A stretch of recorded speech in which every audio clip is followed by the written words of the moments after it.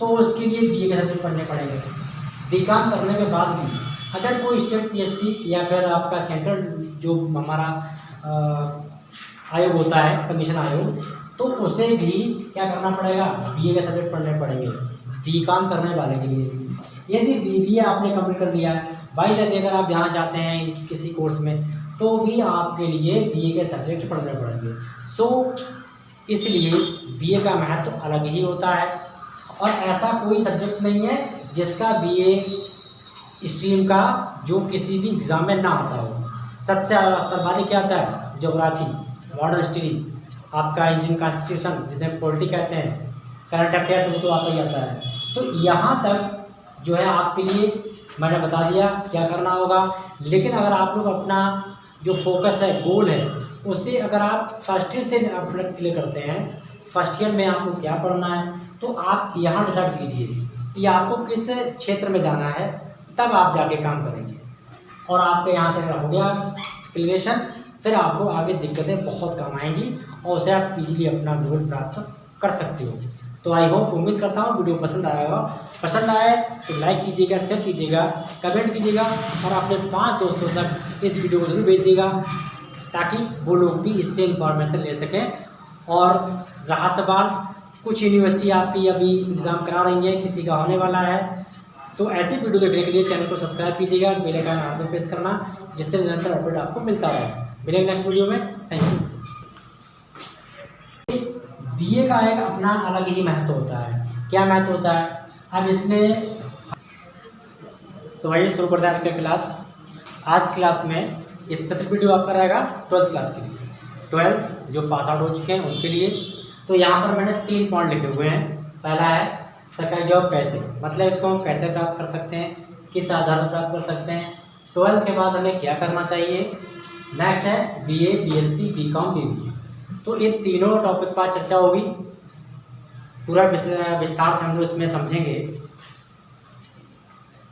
Number आता है, जब भी हम पढ़ाई करते हैं, चाहे हमारा इंटर हो या ग्रेजुएशन कर रहे हैं, तो सबसे बड़ा जो एक सपना होता है हम सबका, तो वो होता है सरकारी नौकरी।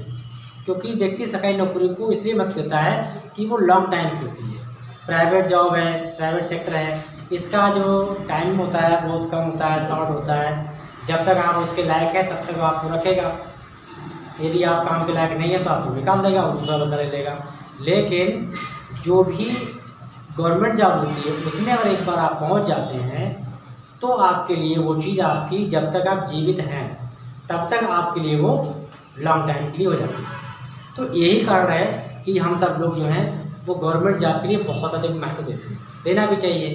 भाई हमारा जीवन सफल हो जाता है और आपके साथ साथ आपकी पीछे पीढ़ी होती है उसको भी सुधार हो जाता है, साथ ही जो आने वाली पीढ़ियाँ होती हैं वो भी आपसे काफ़ी कुछ सीख जाती है। तो वीडियो को लंबाना खींचते हुए सीधा हम सबसे पहले जॉब करते हैं, बात करते हैं सरकारी जॉब की, जिसमें आपके 2 तरीके से आती हैं। एक आता है स्टेट लेवल पर, दूसरा आता है आपका सेंट्रल लेवल। ठीक है, तो ये 2 लेवल होते हैं हमारे जॉब के, स्टेट और सेंट्रल। स्टेट मतलब कि राज्य स्तर पर जो वैकेंसी निकलती है वो स्टेट लेवल पर आता है। सेंट्रल लेवल वो होता है जिसमें आपके लिए मतलब केंद्र सरकार जो हमारी होती है उस बेस पर जॉब निकलती है, जिसमें अब इसको थोड़ा सा हम कैटेगरी बांट देते हैं, इसमें अलग से निकलेगी और इसमें अलग से निकलती है। ठीक है, वो क्या क्या वैकेंसी निकलती हैं सेंट्रल और स्टेट लेवल पर, उनकी चर्चा कर ले रहे हैं।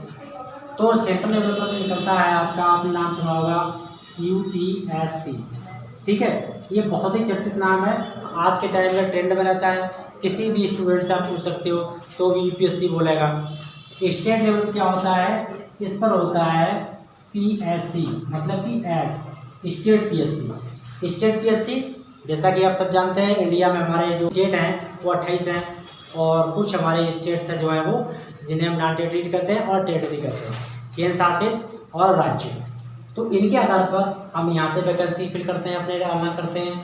यहाँ पर यूपीएससी निकालता है, यूपीएससी प्रत्येक स्टेट के लिए निकालता है, ऑल ओवर इंडिया। ठीक है, ऑल इंडिया के रैंक पर ये यूपीएससी निकालता है। इसमें बहुत सारी वैकेंसी आती हैं जिनके लिए हम, जिनकी एलिजिबिलिटी होती है हमारी, वो किसके आधार पर होती है, BA, BSc, BCom, BBA, इन चारों की कैटेगरी के आधार पर हमारे लिए वैकेंसी निकालता है कौन सा, यूपीएससी। तो यूपीएससी के आधार पर जो है हम कुछ पदों की बात करेंगे, बाकी डिटेल जानेंगे इसका नेक्स्ट वीडियो आएगा उसमें। तो अभी शॉर्ट में समझ लेते हैं। जैसे आपने अच्छे से सुना होगा, एक होता है IAS, इसी में आपका एक होता है IRS, इसी में आपका होता है IPS, ठीक है, IFS। तो ये वैकेंसी है, कुछ चर्चित पद हैं, आयोग हैं। तो ये सारे जो हमारे जो हैं अलग अलग निकाले जाते हैं। IAS आप समझते हो कि किसको निकाला जाता है, भाई जो जिले का सबसे बड़ा अधिकारी होता है, कलेक्टर से कहते हैं, DM कहते हैं, मजिस्ट्रेट कहते हैं, जिलाधिकारी भी कहते हैं। अब बात करते हैं IRS भी इसी वैकेंसी होती है, इसके आधार पर भी सिलेक्ट बंदे होते हैं जो बाहर जाते हैं। फिर है IPS में ये महकमा होता है सबसे बड़ा किसका, पुलिस फोर्स का, यानी कि IPS इंडियन पुलिस सर्विस, ठीक है। IFS में इंडियन फॉरेन सर्विस, फॉरेन, इसके अंतर्गत जो हम चर्चा करते हैं तो वो होती है विदेश सेवा, विदेश सचिव। तो ये इसके आधार पर जो कैंडिडेट हमारा सेलेक्ट होता है, लेकिन जाएगा किस थ्रू से, इसी के थ्रू निकलता है। और इसमें एग्ज़ाम होता है जिसका नाम है सिविल सर्विस, ठीक है। सिविल सर्विस के आधार पर ही इन कैटेगरी के अंदर हम आप लोग यानी कि जो भी कैंडिडेट्स हैं वो सिलेक्ट होते हैं। तो इसके आधार पर क्या करना है हमारे लिए, इसी में एक और होता है IFFS, इंडियन फॉरेस्ट सर्विस, यानी कि भारतीय वन सेवा। तो ये प्रत्येक स्टेट के लिए आते हैं, प्रत्येक स्टेट को मतलब यहाँ से सिलेक्शन मिलता है, सारे स्टेट से कैंडिडेट्स में डालते हैं, अपने फॉर्म का ऑनलाइन कराते हैं। अब इसमें फॉर्म ऑनलाइन की प्रक्रिया क्या होती है वो मैं अगले बताऊंगा। फिलहाल में अभी इनकी बात करते हैं, यहाँ से कोर्स की बात करेंगे। तो इस तरीके से हमारे कुछ पद होते हैं जो कि यूपीएससी के द्वारा फिल किए जाते हैं।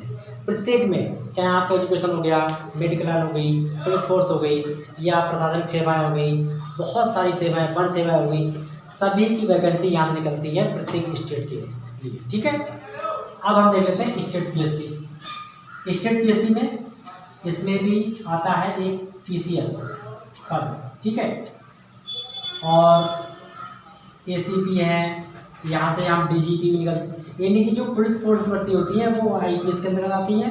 प्रशासनिक सेवाओं की सारी वैकेंसियाँ होती हैं वो IS के कैटेगरी में आती हैं, जिसे हम कहते हैं इंडियन एडमिनिस्ट्रेटिव सर्विस कहते हैं, ठीक है। विदेश सचिव, वन संपदा, ये सब इनका एक आयोग है, उसके आधार पर जो है वैकेंसी रिलीज होती है। तो PCS में क्या क्या निकलता है, इसमें यहाँ से हम SDM का पोस्ट निकलती है, इसी से सबसे बड़ी पोस्ट होती है SDM की, और UPSC के अंदर सबसे बड़ी पोस्ट होती है IAS की, ठीक है। तो यहाँ तक इसको समझ लेते हैं। फिर इसी में तहसीलदार निकलते हैं, ठीक है, बेसिक शिक्षा अधिकारी निकलते हैं, कई सारी पोस्टें आती हैं।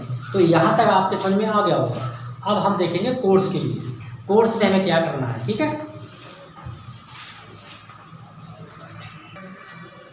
कोर्स में देखिए BA, BSc, BCom, BBA, ये चारों डिग्रियां हमारी हैं, किसी से कम नहीं।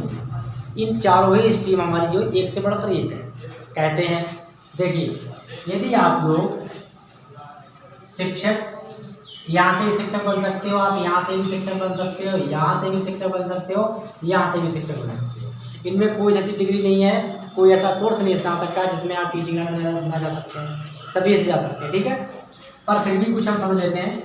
देखिए BSc में आप, अगर आपका बायो है, केमिस्ट्री है, फिजिक्स है, मैथ है, परफॉर्मेंस बेहतरीन है, बहुत अच्छा परफॉर्मेंस आपसे इंटर में किया है, तो इंटर के आधार पर अगर आप इसको करना चाहते हैं, यदि आपका math, physics, chemistry, bio completely standard बढ़िया है, एकदम बेहतर बेस्ट है, तब आप इसे कर सकते हो। और इसके अंतर्गत भी आप PCS और UPSC दोनों में आप फॉर्म अप्लाई कर सकते हो, ठीक है। BA की बात कर लेते हैं। BA से भी आप टीचर बन सकते हो। BA का महत्व क्या मैं बता दूंगा।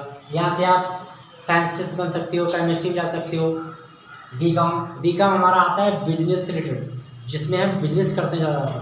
तो बिजनेस में आप जितने बिजनेस रिलेटेड कोर्स होते हैं वो सारे हम बीकॉम से करते हैं, ठीक है। ये भी हमारा स्नातक है, नहीं ग्रेजुएशन है। BBA, BBSc बिजनेस से ही रिलेटेड है। लेकिन ये हमारा कॉमर्स में जाता है बिजनेस, यानी कि बैचलर ऑफ बिजनेस एप्लीकेशन। तो इसके अंदर इस कोर्स समझते हैं। बी कॉमर्स समझा दिया, bachelor of commerce, BSc bachelor of science. इसमें दो कैटेगरी होती हैं, एक होती है हमारी बीएससी मैथ फिजिक्स बायो, ठीक है, दूसरी बीएससी होती है हमारी एजी से, जो कि एग्रीकल्चर एरिया आता है।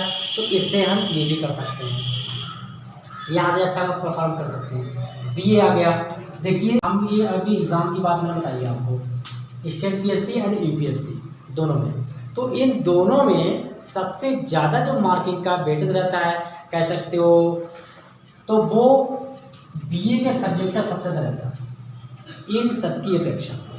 बीएससी का भी आता है क्वेश्चन, बीए का आता है, लेकिन बीएससी का आ सकता है सर्वाधिक स्कोर जो पेपर में रहता है वो बीए का रहता है, और बीए के जो सब्जेक्ट होते हैं उनका रहता है। सब्जेक्ट मैं बाद में बताऊंगा अगली वीडियो में, लेकिन इसका महत्व जान लेते हैं। देखिए बीएससी के बाद अगर कोई इनमें एप्लीकेशन करता है, फिल करता है यूपीएससी और स्टेट पीएससी में, तो उसके लिए बीए के सब्जेक्ट पढ़ने पड़ेंगे। बीकॉम करने के बाद भी अगर कोई स्टेट पीएससी या फिर आपका सेंट्रल जो हमारा आयोग होता है, कमीशन आयोग, तो उसे भी क्या करना पड़ेगा, बीए के सब्जेक्ट पढ़ने पड़ेंगे बीकॉम करने वाले के लिए।